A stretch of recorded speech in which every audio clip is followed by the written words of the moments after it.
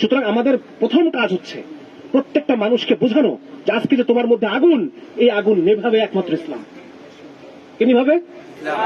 তোমার মধ্যে যে কষ্ট, যে সমস্যা, তোমার মধ্যে যে পেরেশানি, তুমি যে মানবতার জীবনযাপন করতেছো, এই জীবনযাপন থেকে তোমাকে বাঁচাতে পারে একমাত্র শরিয়া, আর কেউ না। প্রত্যেকটা মানুষের মধ্যে শরিয়ার পিপাসা তৈরি করা। আমি আপনাদের একটা ঘটনা শোনাই, আপনারা বিরক্ত হচ্ছেন? আমি তখন মেহেরপুরে ইমার্জেন্সি মেডিকেল অফিসার, মেহেরপুর হাসপাতালে। তো ইমার্জেন্সি রাত্রেবেলা 12টা-1টার পরে সাধারণত রুগীর আর কোনো চাপ থাকে না, মানুষজন কম আসে। ওই সময় অন ডিউটি যারা পুলিশ কনস্টেবল নিচু, ওনারা এসে আমার সাথে, এখানে অনেকে হয়তো আমাদের ইন্টেলিজেন্সের ভাইরাও থাকতে পারেন, অথবা পুলিশের আইন শৃঙ্খলা বাহিনী ভাইরাও থাকতে পারেন, তাদের উদ্দেশ্যে আমি এই কথা বলতে চাই। এই ঘটনাটা শোনেন আপনারা। সেটা হচ্ছে, তো ওনাকে, এনাদের সাথে আমার খুব ভালো সম্পর্ক, আমি ওদের সাথে গল্প করি রাত্রে। তো রুগী নাই, কি করবো, আমি বসে আছি চুপচাপ, উনি আসতেছে, একটু বসলো, হ্যাঁ একটু চা আনাইলাম, খাইলাম, গল্প করতেছি। তো ওনারা একজন কনস্টেবল আমাকে একটা ঘটনা শোনাচ্ছে, খুব ভালো করে শুনেন আপনারা। সেটা হচ্ছে, উনি বলতেছেন, স্যার কি করবো বলেন, আমাদের সোর্স পালতে হয়, বুঝে গেছে? কোনখানে কোন অপরাধ ঘটতেছে, ওই এলাকায় কোন একটা সোর্স তারা পালে, টাকা দেয়, ওই সোর্স তাকে খবর দেয় যে অমুক জায়গায় এই হচ্ছে, আপনারা আসেন। সে তখন যায়, অপরাধীকে ধরে। বলতেছে আমাদের সোর্স পালতে হয়, কিন্তু সোর্সের পালার জন্য সরকার থেকে যে একটা বাজেট আসে, ওই বাজেটটা আবার ওসি মেরে নেয়। কে মেরে নেয়? ওসি সাহেব ওই বাজেটটা মেরে নেয়। যার কারণে আমরা টাকার অভাবে সোর্স পালতে পারি না। সোর্স যদি পালতে না পারি, খবর পাবো না। খবর যদি না পাই, অপরাধী ধরতে পারবো না। অপরাধী ধরে যদি প্রতি মাসে নির্দিষ্ট একটা পরিমাণ অপরাধী জমা দিতে না পারি, তাহলে প্রমোশন হবে না। বুঝা গেছে? 4 জন 5 জন 10 জন 9 জন এরকম একটা কোটা আছে, ওই কোটাটাকে ফিল আপ করতে হবে প্রতি মাসে। ওই কোটা যদি তার ফিল আপ না হয়, এটা তার রেকর্ডে থাকবে না। যার কারণে সে ভালো অফিসার হিসেবে পরে প্রমোশন পাবে না। পরে প্রমোশন পাবো না, প্রমোশন যদি না পাই তাহলে বেতন বাড়তেছে না, আর বেতন যদি না বাড়ে, স্যার এই বাজারে কিভাবে টিকে থাকবো? এই যে বাজার, এই বাজারে তো টিকে থাকতে পারবো না, বউ বাচ্চা নিয়ে, বাল বাচ্চা নিয়ে কিভাবে টিকে থাকবো? তাই কি করি? নিরপরাধ মানুষ ধরে ধরে চালান করি। কি করি? তাহলে প্রত্যেকটা জালেম নিজেও মজলুম। আমার কথা বুঝে আসছে? প্রত্যেকটা জালেম নিজেও।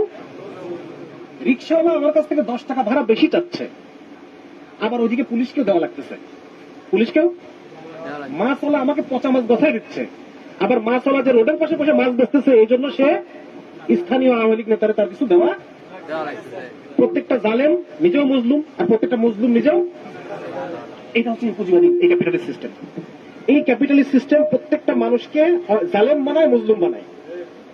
বুঝে আসছে? তো যার কারণে আমি যেটা বলতে চাচ্ছি যে, এই দেখেন, এই যে পুলিশ অফিসারটার কথা আমি বললাম, এই পুলিশ অফিসারটা একই সাথে জালেম, একই সাথে মজলুম। তার দুনিয়াও শেষ, তার।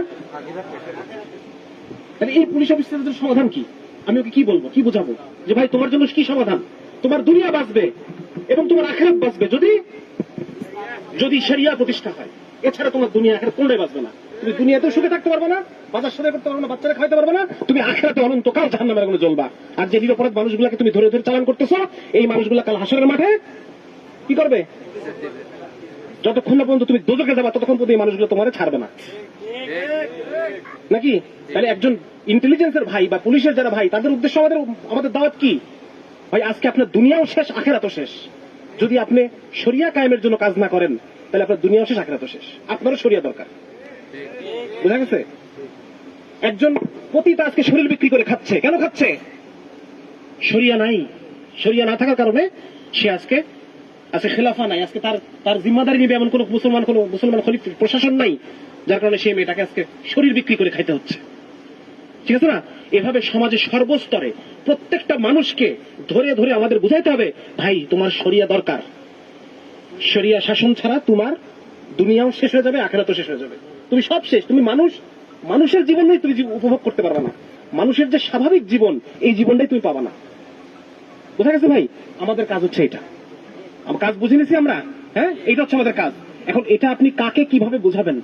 কে নাশিদ গিয়ে বোঝাবে, কে ছবি এঁকে বোঝাবে, কে মানুষের দাঁড়ে দাঁড়ে গিয়ে গিয়ে বোঝাবে, কে মানুষকে একসাথে করে সভা সেমিনার করে বোঝাবে, কে কবিতা লিখে বোঝাবে, কে গল্প লিখে বোঝাবে, এটা যার যার ঝোঁক অনুসারে আপনারা বেছে নেন। আপনারা নিজেদের যার যার দক্ষতা, যার যার আগ্রহ অনুসারে আপনারা কাজ বেছে নেন। কাজ বেছে নিয়ে প্রত্যেকটা মানুষকে প্রত্যেকটা জায়গায় শরিয়ার প্রয়োজন বুঝান।